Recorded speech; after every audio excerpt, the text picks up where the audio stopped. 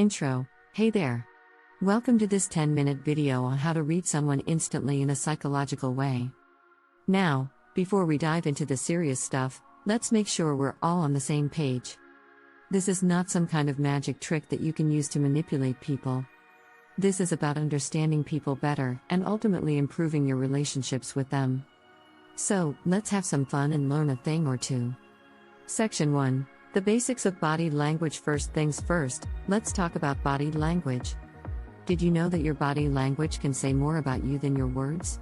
That's right, your body is constantly giving off signals that people around you can pick up on.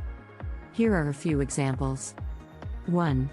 If someone is crossing their arms, they might be feeling defensive or closed off. 2. If someone is leaning in towards you, they might be interested in what you're saying. 3.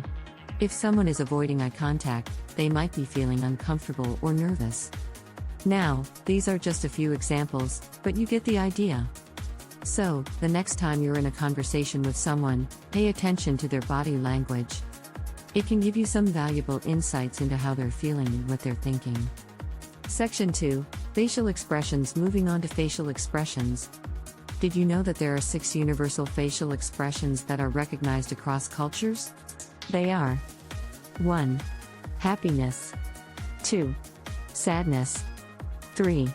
Anger. 4. Fear. 5. Disgust. 6. Surprise. Now, the trick is to pay attention to the subtle changes in these expressions. For example, a small frown or a quivering lip can indicate that someone is feeling sad or upset, even if they're trying to hide it. Section 3. Verbal cues. Verbal cues are also important to pay attention to.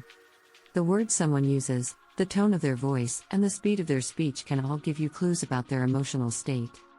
For example, if someone is speaking in a slow, measured tone, they might be feeling calm or thoughtful.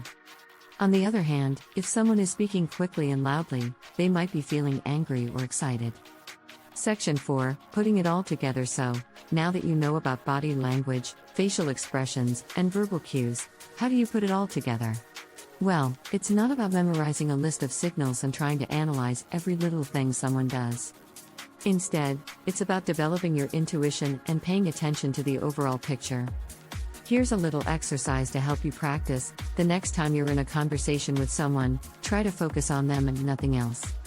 Pay attention to their body language, facial expressions, and verbal cues. Try to get a sense of how they're feeling and what they're thinking. And most importantly, trust your gut. Section 5. Some humor. Now, let's add a little bit of humor to this serious topic. Have you ever been in a conversation with someone and thought to yourself, what is this person thinking? Well, here are a few silly examples of what they might be thinking based on their body language. 1. If someone is tapping their foot impatiently, they might be thinking, hurry up, I've got things to do. 2. If someone is twirling their hair, they might be thinking, I wonder if they noticed my new haircut? 3. If someone is nodding vigorously, they might be thinking, yes, I'm listening, but when is this conversation going to be over? Obviously, these are just jokes, but they can help you remember the importance of paying attention to body language and nonverbal cues.